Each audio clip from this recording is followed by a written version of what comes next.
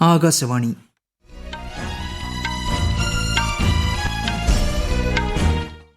നമസ്കാരം. വാർത്തകൾ വായിക്കുന്നത് കിരൺ ശങ്കർ.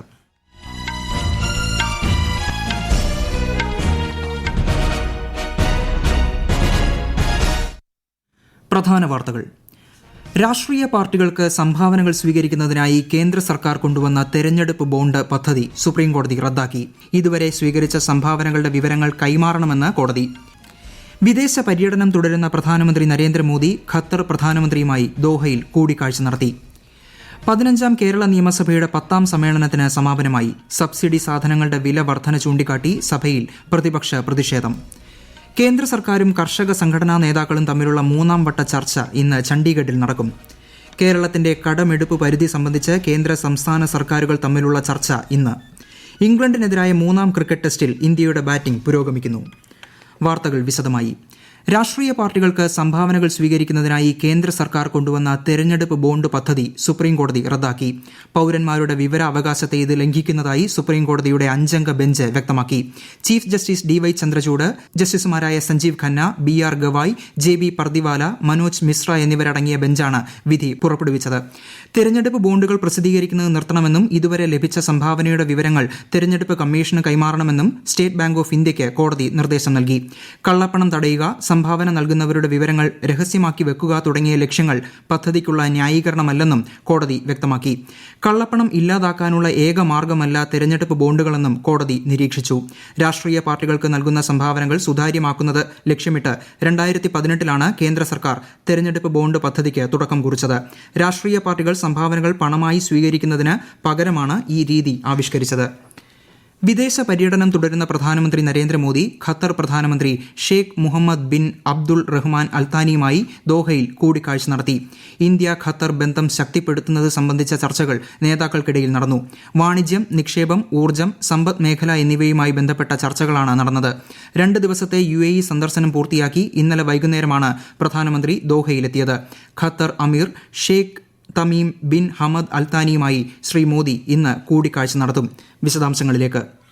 ഇന്ത്യ ഖത്തർ ഉഭയകക്ഷി ബന്ധം ശക്തിപ്പെടുത്തുകയാണ് സന്ദർശനത്തിലൂടെ ലക്ഷ്യമിടുന്നതെന്ന് പ്രധാനമന്ത്രി നരേന്ദ്രമോദി വ്യക്തമാക്കി.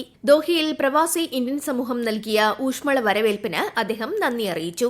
ഇന്ത്യയ്ക്കും ഖത്തറിനുമിടയിൽ ചരിത്രപരമായി തന്നെ അടുത്ത സൌഹൃദമാണുള്ളത്. ഇരു രാജ്യങ്ങൾക്കുമിടയിൽ വ്യാപാരം, നിക്ഷേപം, ഊർജ്ജ പങ്കാളിത്തം, സാംസ്കാരിക വിനിമയം, വിദ്യാഭ്യാസ സഹകരണം തുടങ്ങിയവ വർദ്ധിച്ചു വരുന്നതായും പ്രധാനമന്ത്രി വ്യക്തമാക്കി. 2 ദിവസത്തെ UAE സന്ദർശനത്തിനിടെ ലോക ഗവൺമെന്റ് ഉച്ചകോടി ഉൾപ്പെടെ സുപ്രധാന പരിപാടികളിൽ ശ്രീ നരേന്ദ്രമോദി പങ്കെടുത്തിരുന്നു. അബുദാബിയിലെ ആദ്യ ശിലാനിർമ്മിത ഹിന്ദു ക്ഷേത്രമായ ബാബ്സ് മന്ദിറിന്റെ ഉദ്ഘാടനവും അദ്ദേഹം ഇന്നലെ നിർവഹിച്ചു. UAE പ്രസിഡന്റ്, വൈസ് പ്രസിഡന്റ് തുടങ്ങി ഉന്നത നേതാക്കളുമായും അദ്ദേഹം കൂടിക്കാഴ്ച നടത്തി. അബുദാബിയിൽ 40,000-ഓളം വരുന്ന ഇന്ത്യൻ പ്രവാസി സമൂഹത്തെയും അദ്ദേഹം അഭിസംബോധന ചെയ്തിരുന്നു. News desk, Akashvani. കേന്ദ്ര സർക്കാരും സമരത്തിലുള്ള കർഷക സംഘടനാ നേതാക്കളും തമ്മിലുള്ള ചർച്ച ചണ്ഡീഗഡിൽ ഇന്ന് നടക്കും.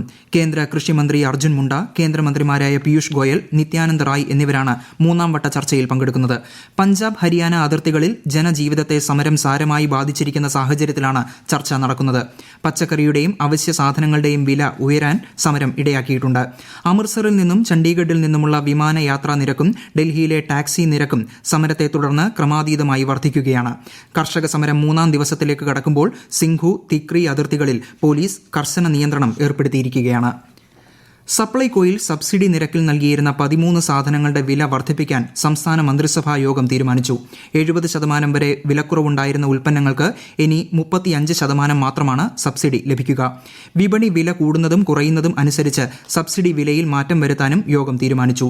ചെറുപയർ, ഉഴുന്ന്, വൻകടല, വൻപയർ, തുവരപ്പരിപ്പ്, മുളക്, മല്ലി, പഞ്ചസാര, വെളിച്ചെണ്ണ, ജയ അരി, കുറുവ അരി, മട്ട അരി, പച്ച അരി തുടങ്ങിയവയുടെ വിലയിലാണ് മാറ്റം വരിക.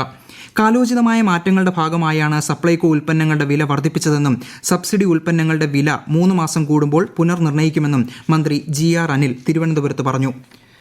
15ാം കേരള നിയമസഭയുടെ 10ാം സമ്മേളനം സമാപിച്ചു.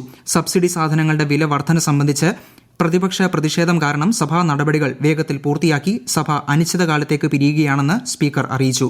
വിശദാംശങ്ങളുമായി ആകാശവാണി തിരുവനന്തപുരം ജില്ലാ പ്രതിനിധി രജു കോലിയക്കോട്. 15ാം കേരള നിയമസഭയുടെ 10ാം സമ്മേളനത്തിന്റെ അവസാന ദിനമായ ഇന്ന് ശക്തമായ പ്രതിപക്ഷ പ്രതിഷേധത്തിനാണ് സഭ സാക്ഷ്യം വഹിച്ചത്.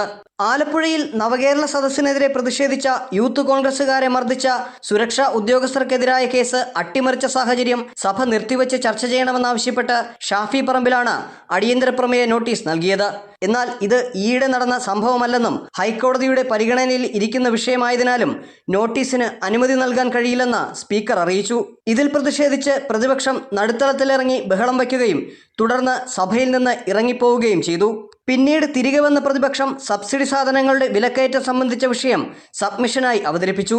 സബ്സിഡി സാധനങ്ങളുടെ വിലക്കയറ്റം പൊതുവിപണിയിൽ ആഘാതമുണ്ടാക്കുമെന്നും ജനങ്ങളെ ദുരിതത്തിലാക്കുമെന്നും പ്രതിപക്ഷ നേതാവ് വി ഡി സതീശൻ പറഞ്ഞു. എന്നാൽ 25% നിന്ന് 35% സബ്സിഡി വർദ്ധിപ്പിക്കുകയാണ് സർക്കാർ ചെയ്തതെന്നും വില വർദ്ധിപ്പിക്കുന്നത് സംബന്ധിച്ച് ഒരു ഉത്തരവും ഇറക്കിയിട്ടില്ലെന്നും മന്ത്രി GR അനിൽ മറുപടിയായി പറഞ്ഞു. മന്ത്രിയുടെ മറുപടിയിൽ തൃപ്തരാകാത്ത പ്രതിപക്ഷം സഭയിൽ ബഹളം വയ്ക്കുകയും തുടർന്ന് സഭാ നടപടികൾ വേഗത്തിൽ പൂർത്തിയാക്കി സഭ അനിശ്ചിതകാലത്തേക്ക് പിരിയുകയാണെന്ന് സ്പീക്കർ അറിയിക്കുകയായിരുന്നു. ഈ വാർത്തകൾ ആകാശവാണിയിൽ നിന്ന്. കേരളത്തിന്റെ കടമെടുപ്പ് പരിധി സംബന്ധിച്ച് കേന്ദ്ര സർക്കാരും സംസ്ഥാന സർക്കാരും തമ്മിലുള്ള ചർച്ച ഇന്ന് ന്യൂഡൽഹിയിൽ. സുപ്രീംകോടതി നിർദ്ദേശപ്രകാരമാണ് ചർച്ച. ധനകാര്യമന്ത്രി KN ബാലഗോപാലിന്റെ നേതൃത്വത്തിലുള്ള 4-അംഗ സംഘം സംസ്ഥാനത്തെ പ്രതിനിധീകരിക്കും. മുഖ്യമന്ത്രിയുടെ principal secretary KM Abraham, advocate general K Gopalakrishna Kurup, ധനകാര്യ വകുപ്പ് പ്രിൻസിപ്പൽ സെക്രട്ടറി രവീന്ദ്രകുമാർ അഗർവാൾ എന്നിവർ മന്ത്രിക്കൊപ്പം ചർച്ചയിൽ പങ്കെടുക്കുമെന്നാണ് സൂചന. കടമെടുപ്പ് പരിധി സംബന്ധിച്ച് സംസ്ഥാന സർക്കാർ നൽകിയ ഹർജി പരിഗണിക്കവെയാണ് കേന്ദ്രവും സംസ്ഥാനവും തമ്മിൽ ചർച്ച നടത്താൻ സുപ്രീംകോടതി നിർദ്ദേശിച്ചത്. മദ്യനയ അഴിമതി കേസിൽ ഡൽഹി മുഖ്യമന്ത്രി അരവിന്ദ് കെജ്രിവാളിന് 6ാമതും സമൻസ് അയച്ച് എൻഫോഴ്സ്മെന്റ് ഡയറക്ടറേറ്റ്. ഈ മാസം 19-ന് നേരിട്ട് ഹാജരാകാൻ കെജ്രിവാളിനോട് അന്വേഷണ ഏജൻസി ആവശ്യപ്പെട്ടു. 5 സമൻസുകളും ഹാജരാകാതെ ഒഴിവാക്കിയതിന് ED പരാതി നൽകിയ സാഹചര്യത്തിൽ ഈ മാസം 17-ന് ഹാജരാകാൻ ഡൽഹി റൌസ് അവന്യൂ കോടതി കെജ്രിവാളിന് നിർദ്ദേശം നൽകിയിട്ടുണ്ട്. ഒരു രാജ്യം ഒരു തെരഞ്ഞെടുപ്പ് സംബന്ധിച്ച പരിശോധന നടത്തുന്ന മുൻ രാഷ്ട്രപതി രാംനാഥ് കോവിന്ദ് അധ്യക്ഷനായ ഉന്നതതല സമിതി രാജ്യത്തെ മുൻനിര സാമ്പത്തിക ശാസ്ത്രജ്ഞരുമായി ഇന്നലെ കൂടിക്കാഴ്ച നടത്തി. 15ാം ധനകാര്യ കമ്മീഷൻ ചെയർമാൻ NK സിംഗും IMFന്റെ സിസ്റ്റമിക് ഇഷ്യൂസ് വിഭാഗം തലവൻ ഡോക്ടർ പ്രാചി മിശ്രയും ചേർന്ന് തയ്യാറാക്കിയ പ്രബന്ധം സംബന്ധിച്ച് വിശദമായി ചർച്ച ചെയ്യാൻ സമിതി തീരുമാനിച്ചു. നിലവിലുള്ള രീതിയിൽ തെരഞ്ഞെടുപ്പ് നടത്തുന്നതിനെ തുടർന്നുണ്ടാകുന്ന ചെലവ് രാജ്യത്തിന്റെ സമ്പദ് വ്യവസ്ഥയെ എങ്ങനെ ബാധിക്കുന്നു എന്നതാണ് പ്രബന്ധത്തിന്റെ പ്രമേയം. പേടിഎം പേയ്മെന്റ് ബാങ്കിനെതിരെ എൻഫോഴ്സ്മെന്റ് ഡയറക്ടറേറ്റ് പ്രാഥമിക അന്വേഷണം ആരംഭിച്ചു. പുതിയ നിക്ഷേപങ്ങൾ സ്വീകരിക്കുന്നതിൽ നിന്ന് ഈ മാസം 29 മുതൽ പേടിഎമ്മിനെ റിസർവ് ബാങ്ക് വിലക്കിയതിന് പിന്നാലെയാണ് നടപടി. കേന്ദ്ര സർക്കാരിന്റെ വികസന ക്ഷേമ പദ്ധതികൾ ജനങ്ങളിലേക്ക് എത്തിക്കുക എന്ന ലക്ഷ്യത്തോടെ സംഘടിപ്പിക്കുന്ന വികസിത് ഭാരത് സങ്കല്പ് യാത്ര തിരുവനന്തപുരം നഗരത്തിൽ 2ാം ഘട്ട പര്യടനം തുടരുന്നു. ഇന്ന് ഇടപ്പഴഞ്ഞി, വെട്ടുകാട് എന്നിവിടങ്ങളിൽ വികസിത് ഭാരത് സങ്കല്പ് യാത്ര പര്യടനം നടത്തും. 2ാം ഘട്ടത്തിൽ ഫെബ്രുവരി 25 വരെ കോർപ്പറേഷനിലെയും 4 മുനിസിപ്പാലിറ്റികളിലെയും 24 സ്ഥലങ്ങളിൽ പര്യടനമുണ്ട്. കോഴിക്കോട് ജില്ലയിൽ വികസിത് ഭാരത് സങ്കല്പ് യാത്രയുടെ 2ാം ഘട്ട പര്യടനം തുടരുന്നു. വൈകുന്നേരം 3 മണിക്ക് തിരുവണ്ണൂർ സുബ്രഹ്മണ്യ ക്ഷേത്രത്തിന് സമീപം പൊതുസമ്മേളനം നടക്കും. ഫെബ്രുവരി 22 വരെയാണ് വികസിത് ഭാരത് സങ്കല്പ് യാത്രയുടെ 2ാം ഘട്ടം ജില്ലയിൽ നടക്കുക.